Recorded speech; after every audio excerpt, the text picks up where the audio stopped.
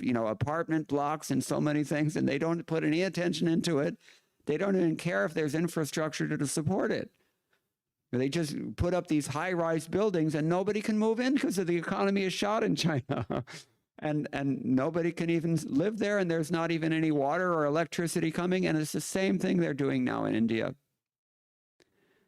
So in the same way, they're building all these schools, and the schools are sitting empty, and nobody's going to them, except for GIA, which I know outside of Mathura.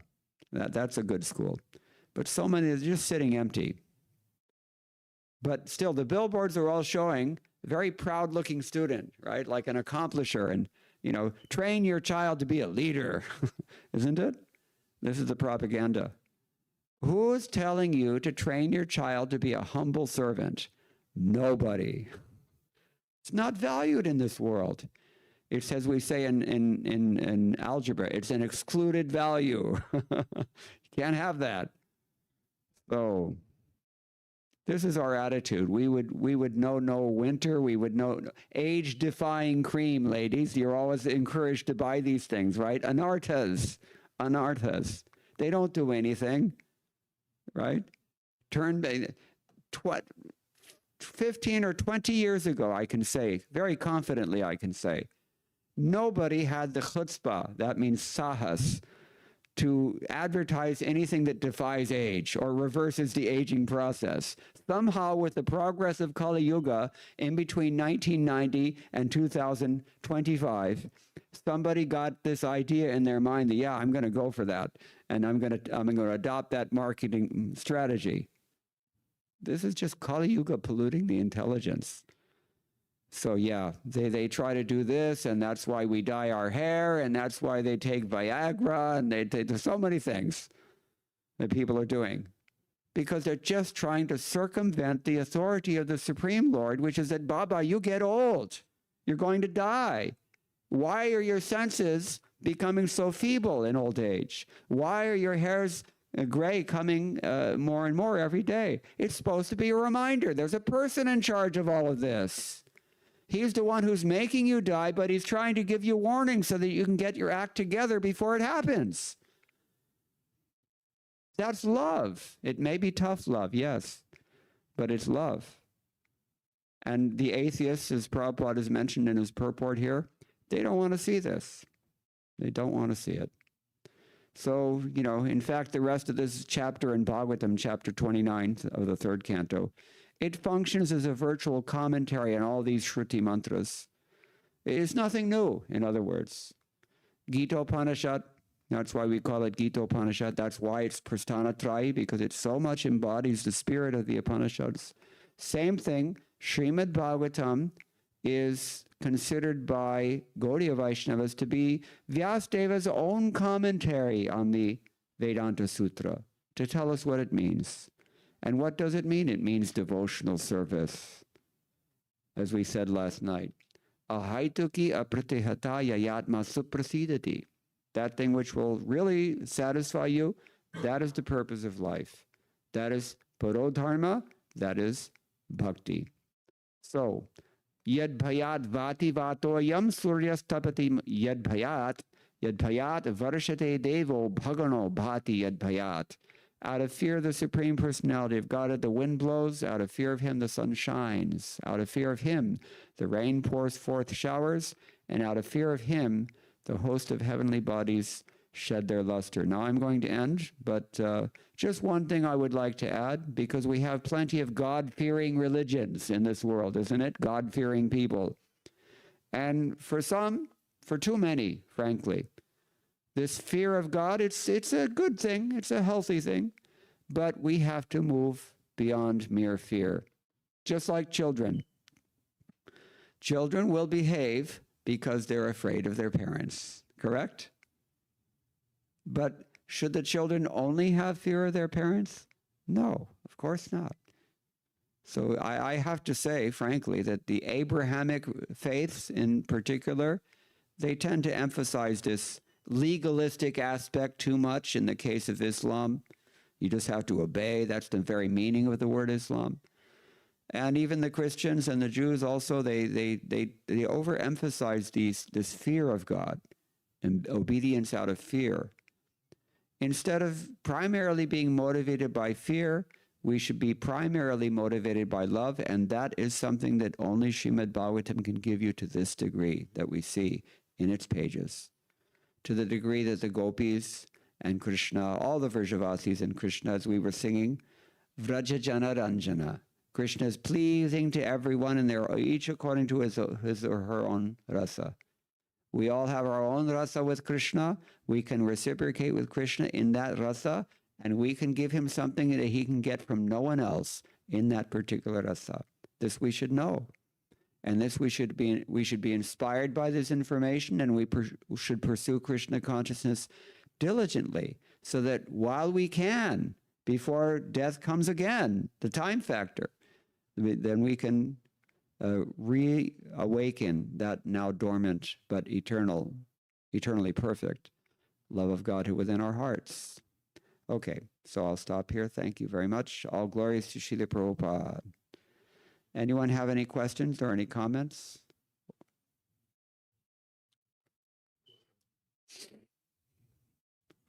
Also, if anyone has a tissue, I would appreciate it. Facial tissue.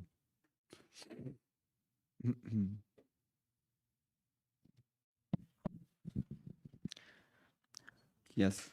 Hare Krishna, Prabhu. Thank you for a wonderful class. So my question is like, I'm not sure you addressed already, but I want to like pinpoint the answer. How to translate that fear into lust, love? Whatever we are doing out of fear, how to do in the love? That is one question. And how we can transform that into love.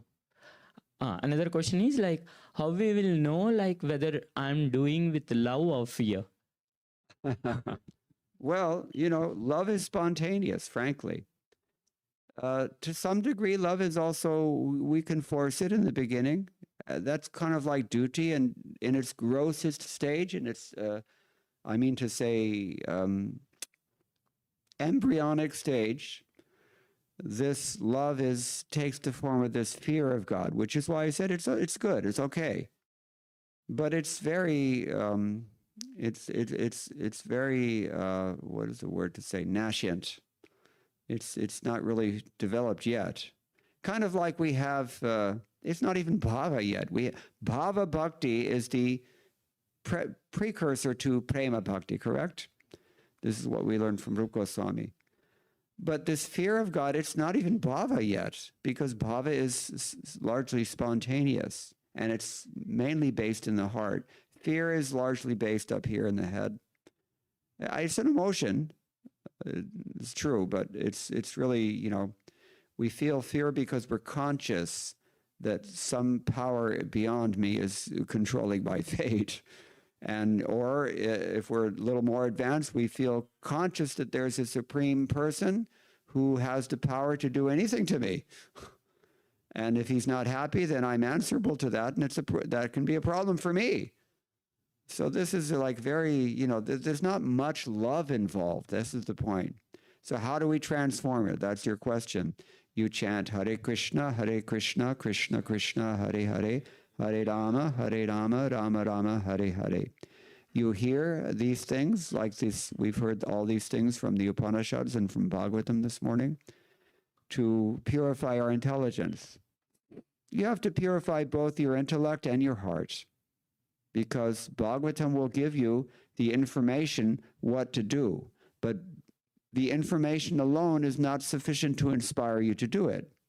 For that, the heart has to be pure, and for that we chant Hare Krishna, Krishna Krishna, Hare Hare, Hare Rama, Rama Rama, Hare Hare. Now, one may say that, well, I'm already doing that, right? Because most of us are. Otherwise, we would not be sitting here. That brings up the topic that we discussed last night, because one day, I think it was Hayagriva Prabhu came to Srila Prabhupada and said, Prabhupada, or maybe it was, anyway, I won't mention names. It might have been somebody else, but he said, Prabhupada, I have a problem with lust, kama. And Prabhupada said, that's no problem. You just chant Hare Krishna. And he was not satisfied with his answer. Maybe some of you are not satisfied with his answer also. But, you know, he told Prabhupada, well, Prabhupada, I'm already chanting and still I have this problem. And Prabhupada got mad at him and said, no.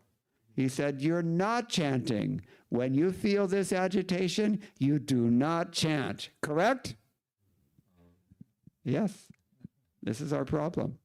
There are times in our lives when we would like to kind of, push Krishna out of the picture a little bit and pursue something else. Is it not? If we're honest, we will admit this. So this is what Prabhupada is talking about. So it takes some time. Therefore, Rupa Goswami has given us the best advice that anyone can give us in his Upadeshamritam. Second and third verses. He tells us, this is a formula that you can apply to your life, and you will see the difference. If you're very careful about avoiding non-devotional associations, you will get a definite benefit.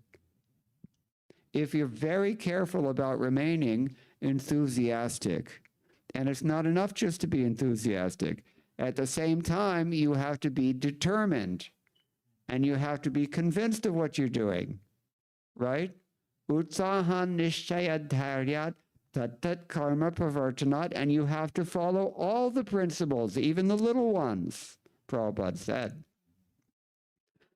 Sangatyagat satovritte, and you have to lead a saintly life. Not that, from say 5 a.m. to 9 a.m. I'm a saint, and then in the daytime I become passionate, and by the nighttime I'm a tamasic demon again.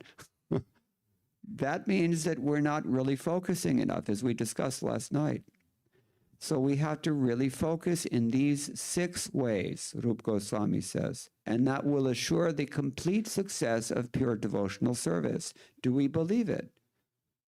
Then we have to act on it. Shadbhir bhakti prasiddhiti.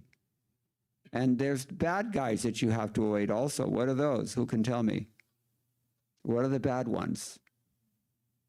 6 good qualities, 6 bad qualities also. This is what Bhaktivinoda prays for in his song, O He Vaishnava Thakura. They're mentioned in Upadeshamrita. What's the other verse? Nobody knows?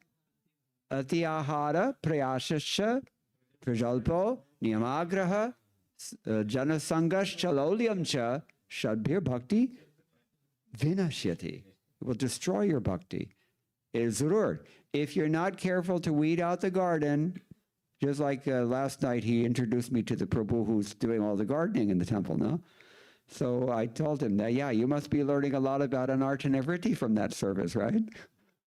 If you're not careful to remove these little weeds, they're going to come back and choke you. It's true, very true. So you have to, what are the weeds? There are 6 categories. Ati ahara, ati ahre. Ahre means to take in.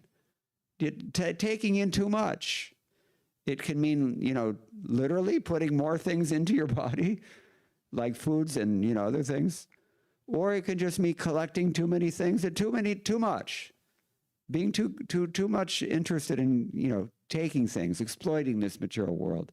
That will destroy your bhakti if you're not careful to root it out. Prayasha is a similar thing. On the basis of that strong inclination that we have to achieve in this world and to enjoy the results of our achievements in this world, therefore, we work hard, prayasha. How hard? Pa-pa-ba-pa-ma. Except for the Tamilians, everybody knows pavarga. Right, it means parishram, and then pa-fena, you're foaming at the mouth. Yeah, that's how hard you're working. It's like horses. Ba-bandhana, you're bound up at every step with karma. Bhaya, you're afraid of what's happening next, and the time factor also scares us. This is what we're discussing. And finally, maranam, mrityu, death. There's this material existence. But devotional service is apavarga. None of these things is there in devotional service. Okay, so prayasha means to work hard to get all these things, and prajalpa. Oh my God. Especially, I hate to say it, ladies, The women, they have a more tendency to talk, right? At least my wife does. She's very sweet, but sometimes I have to tell her to talk less. So, prajalpa means needless talking, not just talking, about mundane things, but talking without a need. This is another thing that Prabhupada translates here. Niyama agraha, what does that mean? Niyama agraha. It can mean two things. Niyama agraha, niyama agraha. Failing to follow the tat karma pravartana, which we've mentioned already, right? All the little rules and regulations. That's a flaw. But to overemphasize the little rules and regulations too much, that's another flaw. Niyama agraha. To grab onto that thing as if it were the essence is also wrong. So janasanga, this is the main thing, my friends. This is the main thing that you have to guard against. Janasanga means associating with ordinary materialistic people because it is so contaminating. Association with other people, why is it so attractive? Because there's a spiritual energy there, but that spiritual energy is powerful. That's why we are so attracted to it. And when you're attracted to someone whose spiritual energy is covered completely by material anarthas, as we've been discussing, then the effect is that you also become covered. Sangat sanjayate, you got it. Yes. So this is the problem. Janasangascha lolyamcha. Lolyam means? Yeah, greed. Intense hankering for something. Now, on the other hand, this lolyam, Rupa Goswami says in Padyavali, it is the only means to get bhakti, but you have to channel it in the right direction. You have to steer your trajectory in life. And that means you have to follow these six. You have to avoid these six negative things. You have to embrace these six positive things that Rupa Goswami gives us. In this way, your bhakti will flourish. And you will go back to Godhead. But in the beginning, it's fear. So we have to just follow the process, but follow the process with these 12 items in mind, please. That is how you turn fear into love. Spasht hai? Thank you, Rupa. Okay. Anything else? Yes. Nitya Gauranga, or he's elder. Aage badho. Nahi. Maharaj, forgive me for my ignorance. I have one question. Because you bring up the topic of Puranas and everything. Is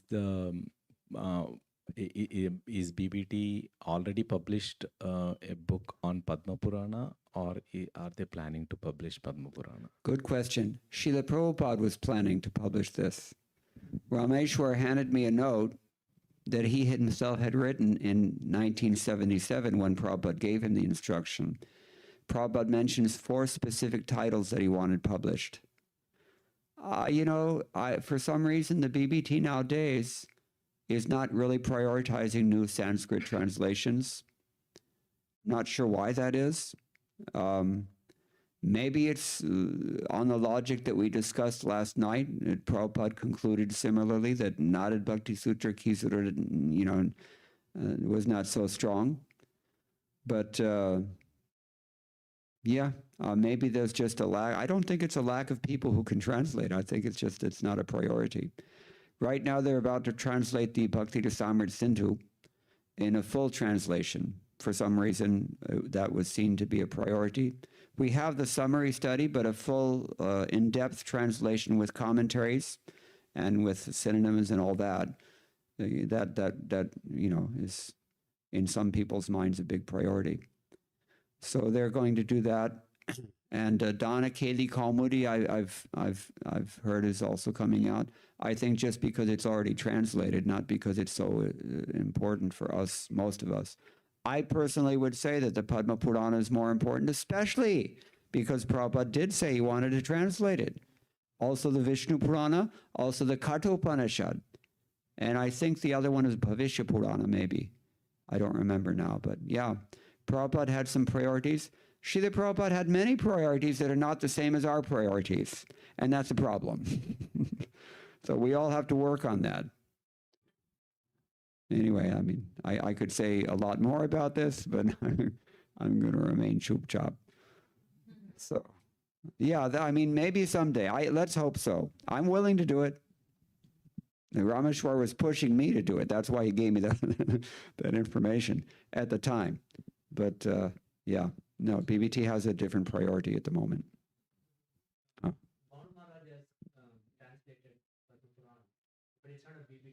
Well, that's the same thing, though, with all of his translations. The BBT, you know, it's not really up to BBT standard. So it's going to be the same problem again. So, yeah. Hare Krishna Prabhuji, thank you so much for the wonderful class. So my question is around the ignorance and the foolishness. You mentioned like this devotional service, it might bring you opulence. But then when somebody comes into devotional service, that means he is coming out of the ignorance and doing. But when the opulence comes, you said that he might become foolish. Well, because we've been tempted, no? So all of us are neophyte. We're immature devotees. So, you know, it just takes, Maya knows how to balance everything. She knows exactly what's going to make each and every one of us fall. And believe you me, every one of us has a breaking point. Any CIA agent knows that you can get to anyone. You can crack anyone. It's just getting the right combo. So Maya's like this. And she knows exactly. That's why that very thing she will dangle in front of you. You see, you can have it. Come on. This is Maya's business. But if we're strong in Krishna consciousness, then we can say no. Namostate Maya Devi, but I have my guru. That is the benefit of developing this consciousness that Prabhupada asked us to sing every day. Guru Mukha Padmalakya Chitete Koryaika. Or for the Tamils, Guru Mukha Padmalakya Chitete Koryaika. Aruna Kori Homani Asha. I mean, what part do you not understand?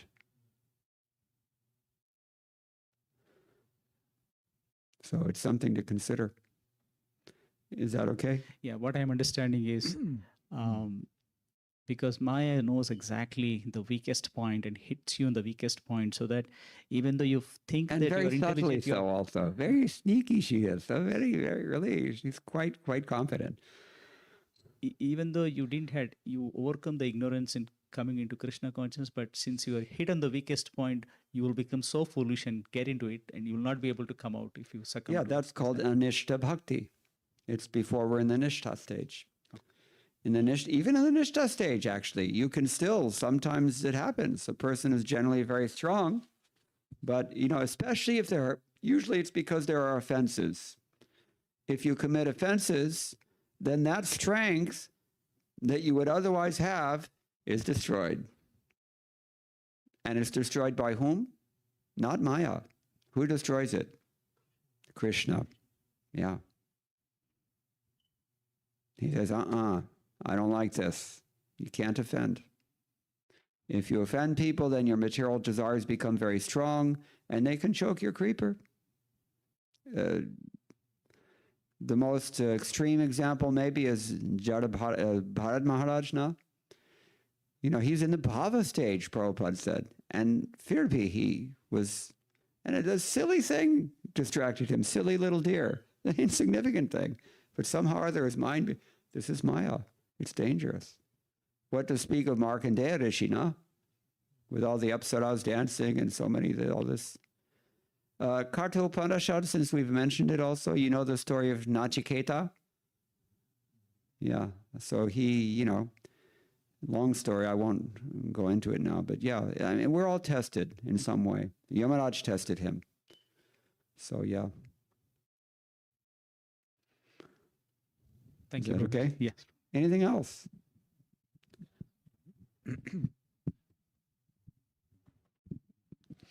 Hare Krishna Prabhuji, thank you for the class. My question is around, you mentioned that we go through phases of life based on how our stars and nakshatras are aligned and whatnot. And our karma, which is the Karma. same thing. Yeah. And then I know that they affect us materially. Can they affect us spiritually as well? And then the follow-up on that. Okay, one question at a time. Okay. The answer is yes. The answer is no. Spiritually, you're never affected spiritually. I said a moment ago that your Krishna consciousness is eternally perfect. It's already there. It's in you. It's not going anywhere. You can't get rid of it, actually. You can only efface it. You cannot erase it. So in that sense, no. But in another sense, because we're not in touch yet, we're deeply in illusion, and therefore we have these 4 defects of the conditioned soul. Therefore, we get bewildered. Yeah. So that these planets certainly can knock us over. Definitely. I've seen it happen. So we have to be very cautious of that. Not that we, go and trying to appease these planets and do some puja and do this and that thing. Just by chanting Hare Krishna is there. But we should understand the tests are going to come, because that's the nature of our karma, the nature of existence within the realm of karma, I mean to say. So sometimes it's better, sometimes it's worse. That's the way the world is. Parantu matra sparshastu kaunteya shitoshna sukadukada agama paino nityas tanstitikshasu bharata. These things are coming and going. When your intelligence is awakened by studying Srimad-Bhagavatam in the manner that we've been describing, then you will recognize this truth. When it's good, you will also recognize this truth when it is bad, and that's why you come to the level of Brahmana. And you're no longer disturbed by the, what is that, 257? Anybody know it? Anudvignamana. What is it? Huh? Dukeshu anudvignamana, sukheshu vigataspriha. This, we have to come to this. That's the sign of somebody whose intelligence is awakened and becomes strong. When things are just going great, you don't become foolish and giddy and do irresponsible things and entangle yourself further. And when it's really trying circumstances also, you don't become discouraged or depressed and run away or give up. This is the strong intelligence. And that comes just by persevering in Krishna consciousness, because Krishna consciousness naturally includes hearing Bhagavatam, purifying our heart by chanting. But don't think the tests are ever going to stop. They will always be there, always. Even in the spiritual world, the tests are there. They're no longer material. They're no longer the manifestations of karma, but there's always going to be ups and downs. And you have to change. You can't change your circumstance at all. That's already going to happen no matter what. Just like Prabhupada. World War III, right? We're all worried about that now, especially because, after Pahalgam and all this, Prabhupada talked about this a lot. And he said, yeah, it will come, but devotees won't be affected. What he means by that is that not that, the war is not going to happen, but it means that devotees will be saved because their intelligence is higher than that. Don't try to change the world. You'll never do it. Always a failure, that effort. Change yourself.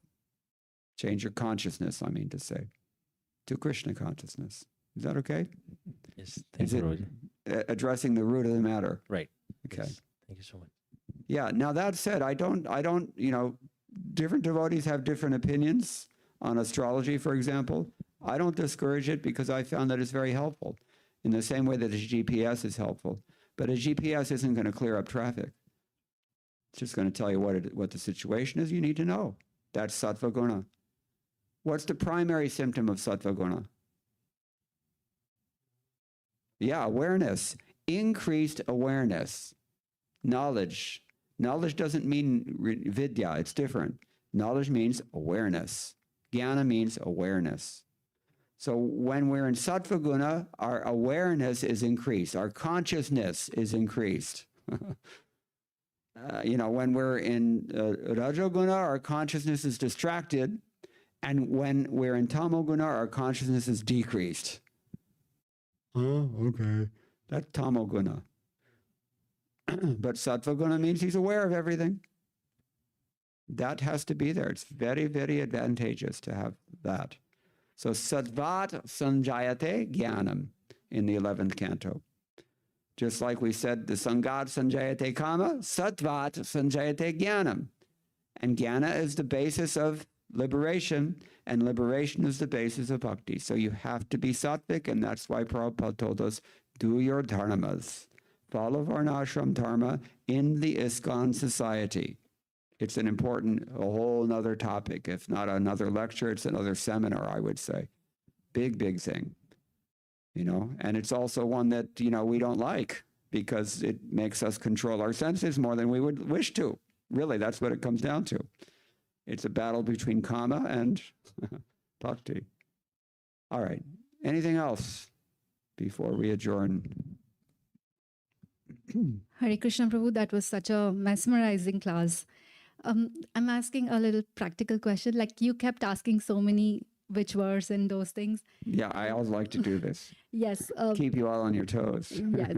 I was pretty embarrassed because I didn't know any of the answers. Oh, no, I'm lenient. Have you heard Gaur Govinda Maharaj? How he would do it? Somebody didn't have it ready and I said, stupid Baba. I mean, he would say things. He would very, and he'd go on for 3 hours also. So my question is, how do we study in a way that we can answer your questions next time? How do you study? Daily.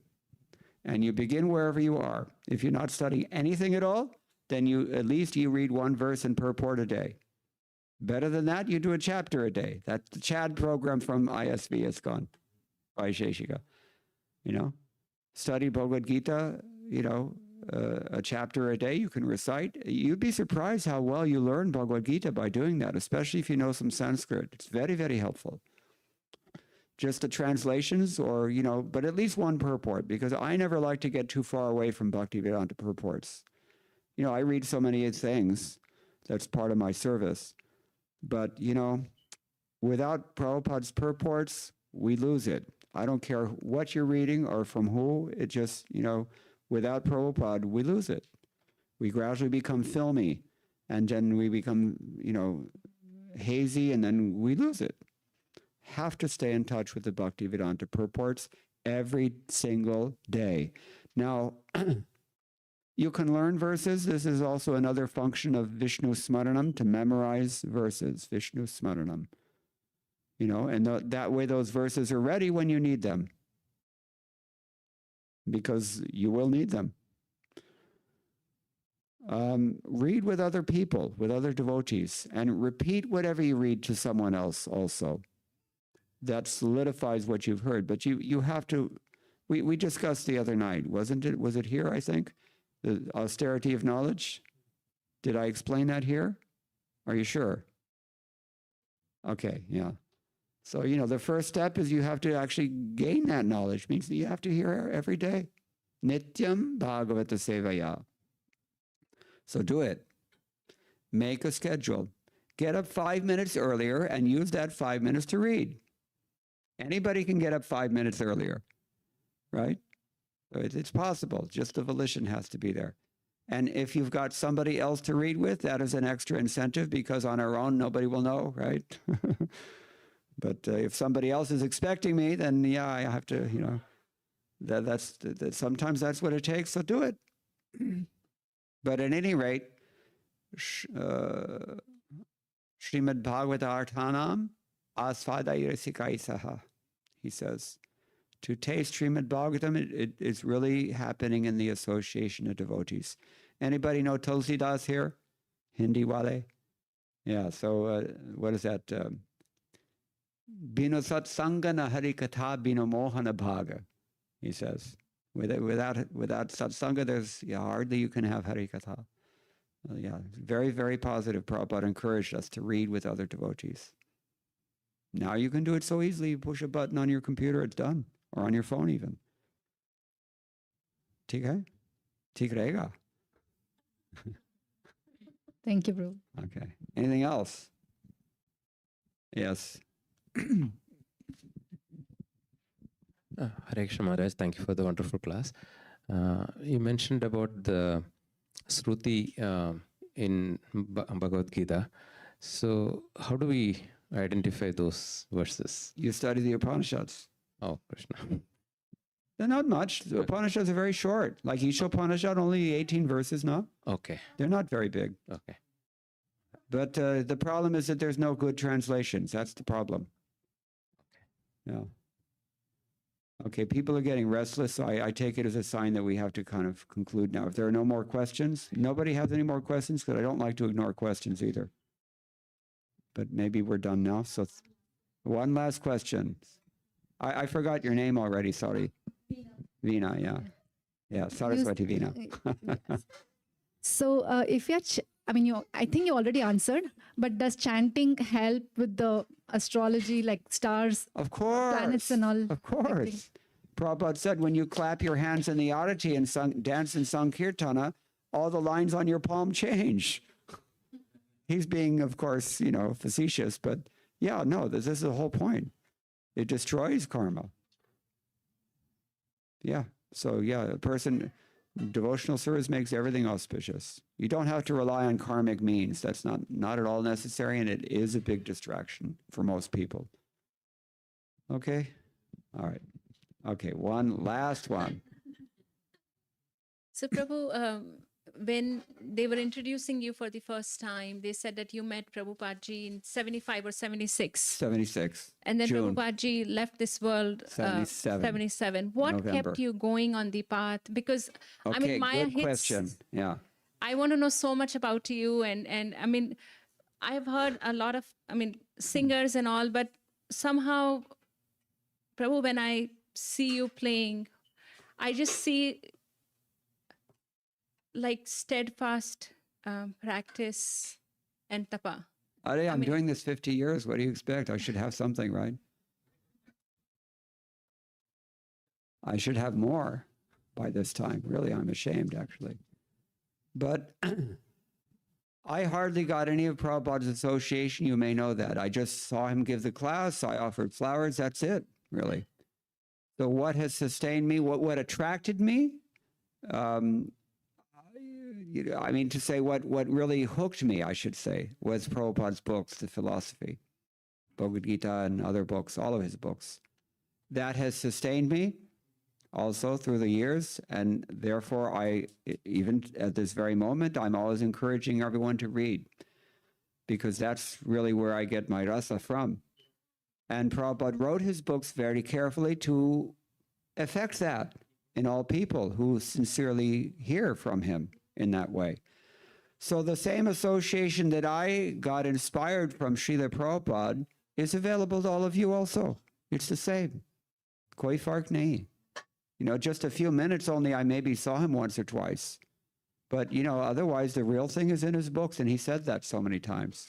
So there's no reason that, others cannot also come to the same platform. Prabhupada said, if you want to know me, read my books. Is okay? All right. Thank you. Hare Krishna. Thank you all very much. All glories to Srila Prabhupada. Hare Krishna. You know what they sing in ISV when it's time for prasadam? Prasade sarva dukkhanam asya. Who knows? Anybody know this verse? Prasade sarva dukkhanam anir asyopajayate and prasanna chetasa hyashu buddhi paryavatishtete. Your intelligence will become fixed when you're in a state of grace, which is the result of prasadam.